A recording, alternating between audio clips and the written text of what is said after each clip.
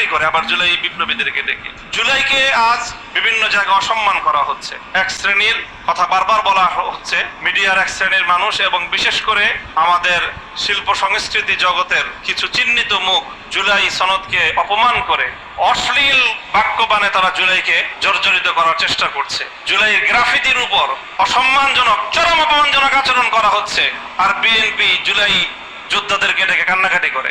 এই সকল জাতির সাথে তামাশা বিএনপি যদি না বন্ধ না করে, তাহলে বিএনপির পরিণাম ভালো হওয়ার কোনো সম্ভাবনা নাই। এবার কিন্তু আমরা আর বিএনপির উপর নির্ভর করছি না, আমরা বিকল্প পথ বেছে নিচ্ছি। বিএনপি যদি জুলাই বিপ্লবের চেতনা বাস্তবায়ন করতে ব্যর্থ হয়, আমাদের এই ইস্পাত কঠিন ঐক্য আরো দৃঢ় হতে থাকবে। এই দৃঢ় হতে হতে বিএনপির বিরুদ্ধে গণবিস্ফোরণে পরিণত হবে ইনশাআল্লাহ। বিএনপি গোটা জুলাই বিপ্লবটাকে, জুলাইয়ের চেতনাটাকে বাংলাদেশের রাজনীতির মেইন স্ট্রিম থেকে সরিয়ে দুধভাত বানায় রাখার একটা প্রকল্প হাতে নিয়েছে। কত বড় ধৃষ্টতা এটা!